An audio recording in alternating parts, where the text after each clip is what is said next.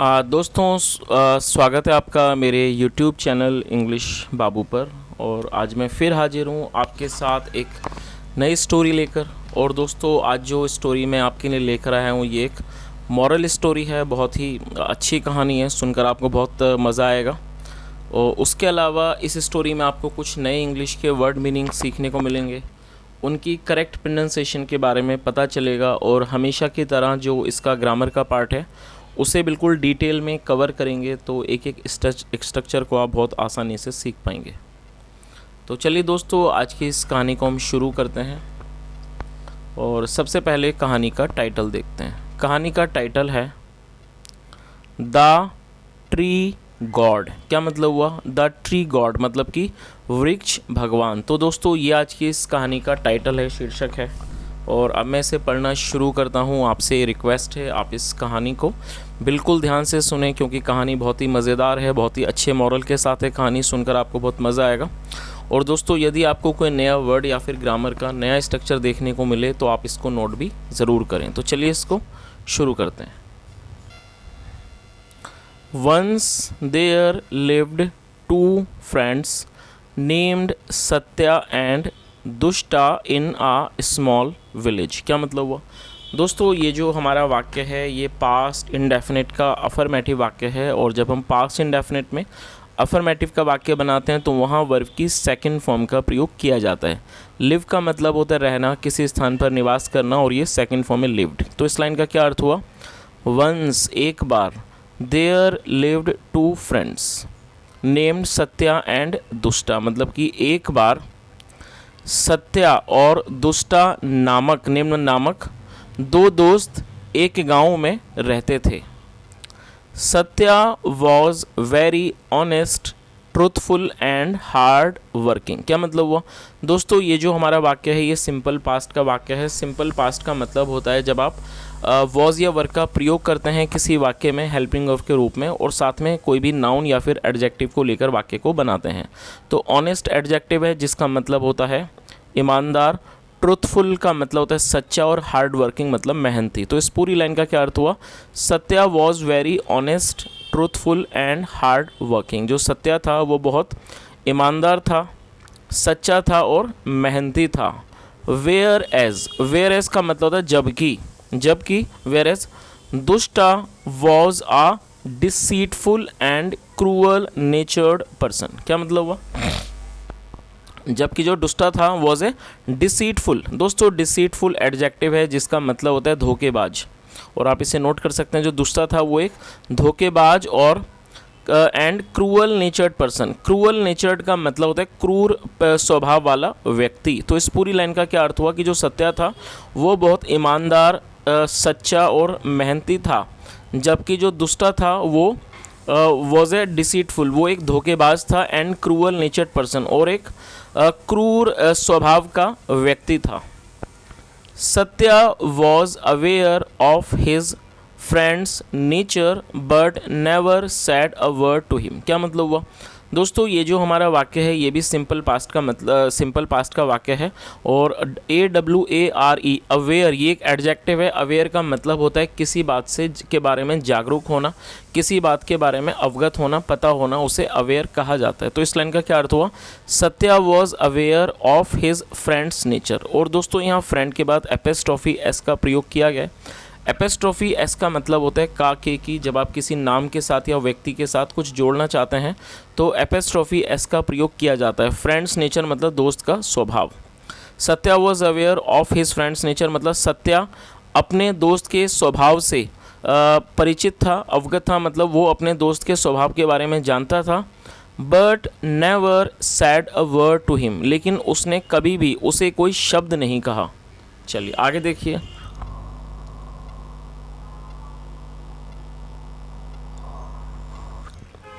One day, Dushta thought Satya is very intelligent and hard-working and I can make deceitful plans। क्या मतलब हुआ? One day, Dushta thought, और ये हमारा past indefinite का affirmative वाक्य है।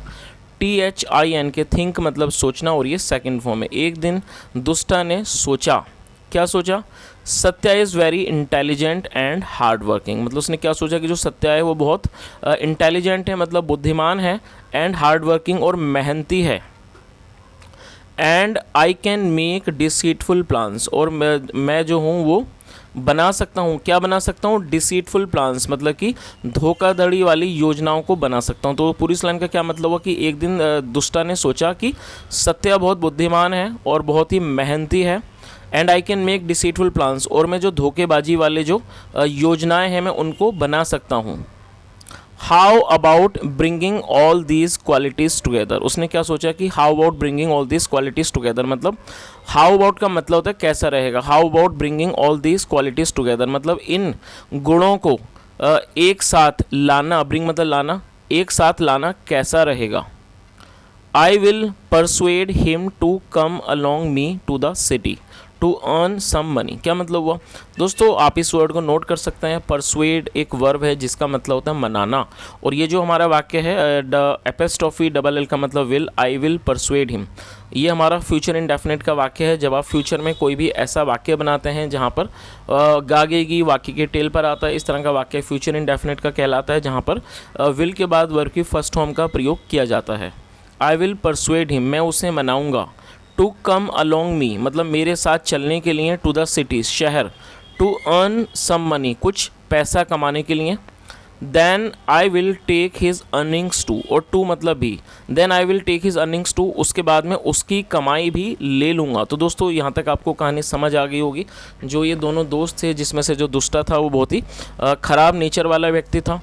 उसने सोचा कि ये जो सत्या है बहुत ही ज़्यादा बुद्धिमान है और मेहनती है, और मैं जो है धोखेबाज वाले जो योजनाएं उनको बना सकता हूं, तो कैसा रहेगा कर यदि इन गुणों को एक साथ लाया जाए। तो उसने क्या सोचा कि मैं उसको मनाऊंगा, मतलब कि अपने दोस्त को अपने साथ शहर चलने के लिए और कुछ पैसा कमाने के लिए।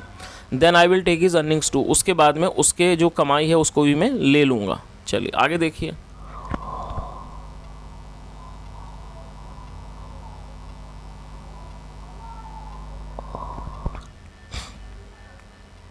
ऑन गेटिंग एन अपॉर्चुनिटी, दोस्तों अपॉर्चुनिटी का एक नाउन है जिसका मतलब होता है अवसर। ऑन गेटिंग एन अपॉर्चुनिटी मतलब एक अवसर मिलने पर। दुष्टा सेड टू सत्या, दुष्टा ने सत्या से कहा, डियर फ्रेंड, प्यारे दोस्त, आई थिंक, मुझे लगता है, we should go and try our luck in the city. क्या मतलब हुआ?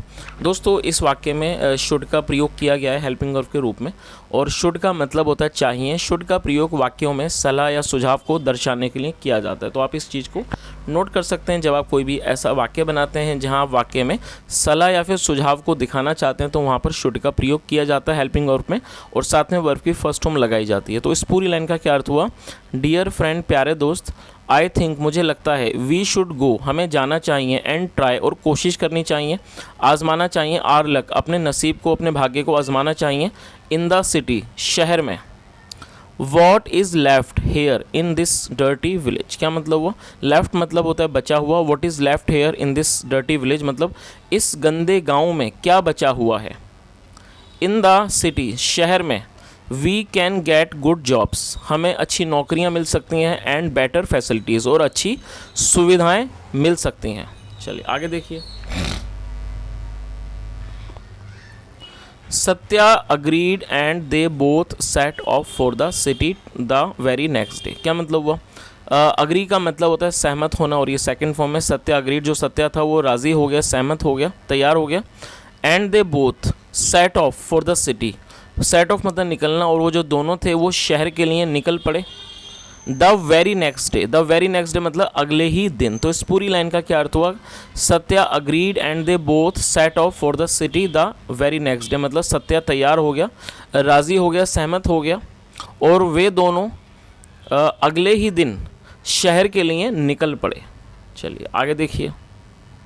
Both of them got good jobs in the city, क्या मतलब वो? Both of them got good jobs in the city मतलब उन दोनों को शहर में अच्छी नौकरियां मिल गईं।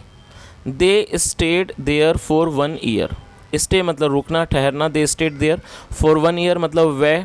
और दोस्तों ये जो दे है इसके बारे में आपको बता देता हूँ। दे का मतलब होता है वे या फिर वे लोग, और दे एक प्लूरल नाउन है। जब सब्जेक्ट में एक से अधिक व्यक्ति शामिल होते हैं तो वहाँ पर दे का प्रयोग किया जाता है। और आप ये भी नोट कर सकते हैं कि दे एक प्लूरल नाउन है। तो इस लाइन का क्या अर्थ हुआ, they stayed there for 1 year, मतलब वे वहाँ पर 1 साल रुके, and during this span, span मतलब अवधि, और इस अवधि के दौरान दे अर्नड अ लॉट, उन्होंने बहुत कमाई की।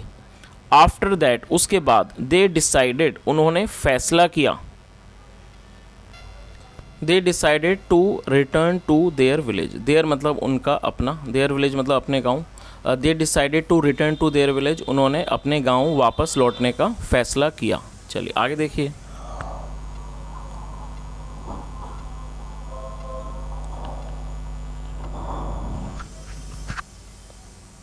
On their way back home, और दोस्तों वे मतलब रास्ता, on their way back home मतलब अपने घर आने के रास्ते पर, दुष्टा सैड टू सत्या, दुष्टा ने सत्या से कहा, फ्रेंड मतलब कि दोस्त, आई थिंक मतलब मुझे लगता है, मैं सोचता हूँ, we should bury some portion of our money in the forest near our village. क्या मतलब हुआ, तो इस पूरी लाइन का क्या अर्थ हुआ कि उसने क्या कहा कि दोस्त, आई थिंक मतलब मुझे लगता है, वी शुड बरी। दोस्तों ये भी हमारा शुड वाला वाक्य है, जहाँ पर कोई सलाह दी जाती है वहाँ शुड का प्रयोग किया जाता है। और BURY आप इसे नोट कर सकते हैं। बरी का मतलब होता है गाड़ना या फिर दफनाना। जब हम किसी चीज़ को गाड़ते हैं मिट्टी में या दफनाते हैं उसे बरी कहा जाता है, और ये वर्ब की फर्स्ट फॉर्म है, आप इसे नोट कर सकते हैं। तो उसने क्या कहा कि आई थिंक मतलब मुझे लगता है, we should bury some portion of our money, मतलब हमें अपने पैसों का, मनी मतलब धन का, सम पोर्शन मतलब कुछ हिस्सा गाड़ देना चाहिए, इन द फॉरेस्ट जंगल में, नियर आर विलेज अपने गांव के पास। तो इस पूरी लाइन का क्या अर्थ हुआ दोस्तों, दोबारा से समझ लेते हैं कि वापस आने के रास्ते पर दुष्टा सेड टू सत्या, दुष्टा ने सत्या से कहा, दोस्त friend, I think we should bury some portion of our money in the forest near our village, मतलब मुझे लगता है कि हमें अपने धन का, अपने पैसों का कुछ हिस्सा अपने गांव के नज़दीक जो फॉरेस्ट है, जंगल है, उसमें गाड़ देना चाहिए। If our relatives see so much money with us they can ask for it. क्या मतलब वो, इफ़ मतलब यदि, if our relative see so much money with us मतलब यदि हमारे जो रिलेटिव्स हैं, जो रिश्तेदार हैं, वो हमारे पास इतने सारे धन को देखते हैं, दे कैन आस्क फॉर इट, वो इसे मांग लेंगे। चलिए आगे देखिए।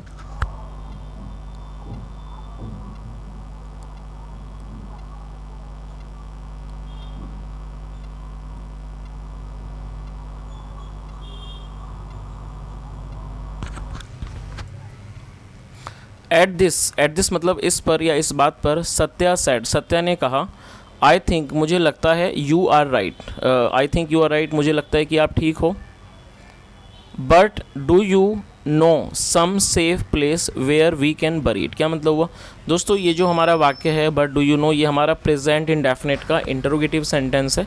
और जब आप हम प्रेजेंट इंडेफिनिट में कोई भी इंटरोगेटिव का वाक्य बनाते हैं तो वहाँ पर डू या डस का प्रयोग हेल्पिंग वर्ब के रूप में किया जाता है, जैसा यहाँ किया गया है। यू के साथ डू का प्रयोग, उसके बाद वर्ब की फर्स्ट फॉर्म लगाई जाती है सब्जेक्ट के बाद। तो इस पूरी लाइन का क्या अर्थ हुआ कि एट दिस, इस बात पर जो सत्या था उसने कहा कि मुझे लगता है, यू आर राइट, आप ठीक हो, but do you know some safe place, लेकिन क्या आप कोई सुरक्षित स्थान जानते हो, where we can bury it, जहाँ हम इसको गाड़ सकते हैं। यस हाँ, there is a large banyan tree in the forest. उसने क्या कहा, there is a large banyan tree in the forest मतलब जंगल में एक बड़ा बरगद का पेड़ है। We will dig a hole there and बरी आर मनी सैड दुष्टा। क्या मतलब हुआ, और दोस्तों DIG डिग मतलब होता है खोदना और होल मतलब छेद। तो इस पूरी लाइन का क्या मतलब हुआ, उसने क्या कहा कि हाँ मैं जानता हूँ, yes there is a large banyan tree in the forest, जंगल में एक बड़ा बरगद का पेड़ है। We will dig a hole there, हम वहाँ एक छेद खोदेंगे मतलब एक गड्ढा खोदेंगे वहाँ, एंड बरी आर मनी और अपने पैसों को गाड़ देंगे, सैड दुष्टा, दुष्टा ने कहा। चलिए आगे देखिए।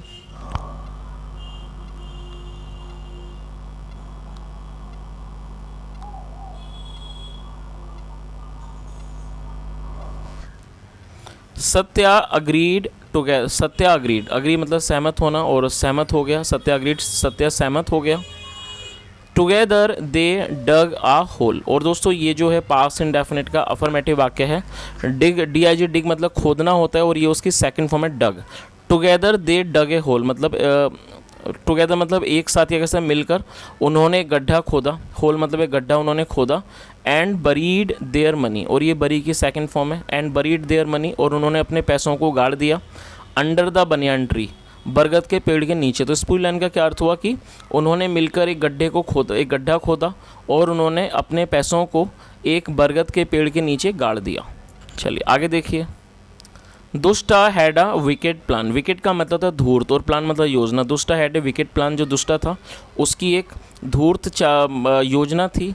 दैट सेम नाइट मतलब कि उसी रात, ही रिटर्न टू द स्पॉट मतलब स्थल, ही रिटर्न टू द स्पॉट मतलब वो उस स्थान पर, उस स्थल पर वापस आया, and took away his and Satya's money, और टेक अवे का मतलब ले जाना, एंड टुक अवे हिज, और ये सेकंड फॉर्म है, and took away his and Satya's money, और वो अपने और सत्या के पैसों को ले गया।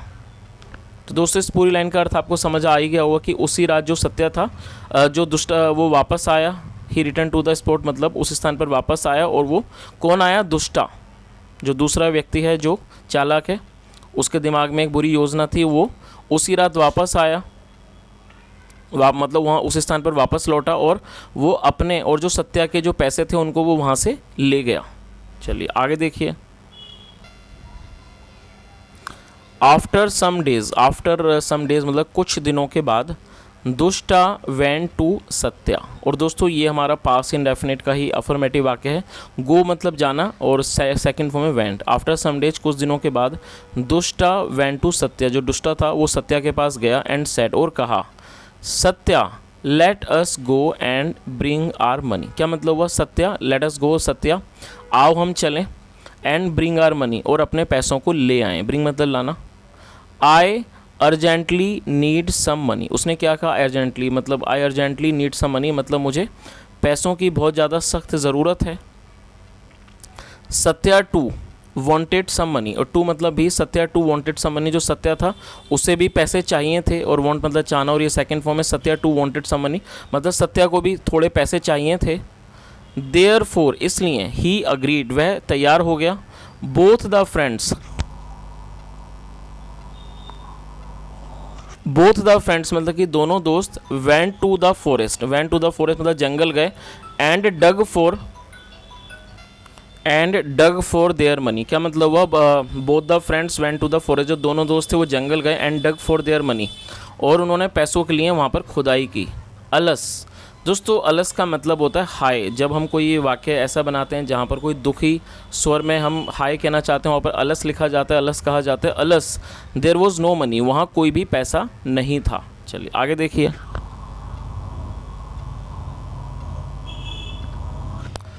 दुष्टा स्टार्टेड क्राइंग एंड शाउटेड। क्या मतलब हुआ? दोस्तों इस वाक्य में स्टार्टेड का प्रयोग करके वाक्य को बनाया गया है, और ये आपके लिए एक नया स्ट्रक्चर हो सकता है जब हम कोई भी ऐसा वाक्य बनाते हैं जहां वाक्य की टेल पर लगा लगी जैसे शब्द आएंगे, तब आप इस स्ट्रक्चर का प्रयोग करके वाक्य को बना सकते हैं। जैसे मान लीजिए एक फॉर एग्जांपल एक आप वाक्य बनाते हैं, वह खेलने लगा, तो ये हमारा जो पूरा वाक्य है वो है वह खेलने लगा। तो हम इसको कैसे बनाएंगे? सबसे पहले आपको सब्जेक्ट लिखना है ही, उसके बाद स्टार्टेड, ही स्टार्टेड, और आपको साथ में वर्ब की फोर्थ फॉर्म लगानी है। ही स्टार्टेड प्लेइंग मतलब वह खेलने लगा। तो दोस्तों इस तरह से आप इस स्ट्रक्चर का प्रयोग करके आप कई तरह के वाक्य बना सकते हैं। तो इस लाइन का क्या अर्थ हुआ? Dushta started crying and shouted. Cry मतलब चिल्लाना, क्राई मतलब रोना, और शाउट मतलब चिल्लाना। Dushta started crying and shouted मतलब दुष्टा जो था वो रोने और चिल्लाने लगा। Satya you are a thief. क्या मतलब हुआ? दोस्तों थीफ एक नाउन है जिसका मतलब होता है चोर। Satya you are a thief, Satya आप एक चोर हो। You have taken my money. दोस्तों इस वाक्य में हैव के साथ थर्ड फॉर्म का प्रयोग किया गया है, और ये हमारा प्रेजेंट परफेक्ट का वाक्य है। प्रेजेंट परफेक्ट का मतलब होता है वर्तमान में किसी क्रिया का पूरा होना, पाया जाना। इस तरह का जो वाक्य है वो प्रेजेंट परफेक्ट का वाक्य कहलाता है, जहाँ पर हैज़ हैव का प्रयोग किया जाता है और साथ में वर्ब की थर्ड फॉर्म लगाई जाती है। तो इस लाइन का क्या अर्थ हुआ? You have taken my money, आपने मेरे पैसे लिए हैं। Only we both knew about this spot. और दोस्तों ये पास्ट इंडेफिनिट का अफर्मेटिव वाक्य है, और ये हमारी वर्ब की सेकंड फॉर्म है। और आपको ये चीज़ हमेशा याद रखनी है कि जब आप किसी भी वाक्य में वर्ब की सेकंड फॉर्म देखते हैं तो इस तरह का जो वाक्य है वो पास्ट इंडेफिनिट का अफर्मेटिव वाक्य होता है। तो इस लाइन का क्या मतलब हुआ? Only we both knew about this spot मतलब इस जगह के बारे में सिर्फ हम दोनों जानते थे। देन फिर who else could have taken my money, मतलब हु एल्स मतलब फिर और कौन, could have taken my money मतलब और कौन मेरे पैसे ले जा सकता है। I will go to the village headman for justice, क्या मतलब वो I will go to the village headman मतलब मैं गांव के प्रधान के पास जाऊंगा फॉर जस्टिस, न्याय के लिए। चलिए तो दोस्तों ये एक बड़ी स्टोरी है, तो आज हम इसको यहीं तक रखते हैं और इसका जो सेकंड पार्ट है उसे हम कल कवर करेंगे। और दोस्तों आप कमेंट करके ज़रूर बताएं कि क्या आप सेकंड पार्ट भी सुनना चाहते हैं, देखना चाहते हैं, कमेंट के बारे में ज़रूर बताएं। और अगले पार्ट में ये जो कहानी का दूसरा पार्ट है उसे पूरा कवर कर लेंगे। और दोस्तों यदि आपको आज की कहानी अच्छी लगी हो, मेरा पढ़ाने का प्रयास भी आपको अच्छा लगा हो, तो आपसे रिक्वेस्ट है वीडियो को लाइक करें, शेयर करें, चैनल को ज़रूर सब्सक्राइब करें और यदि कोई सुझाव हो तो कमेंट के माध्यम से ज़रूर बताएं। सुनने के लिए thank you so much, have a nice day and bye.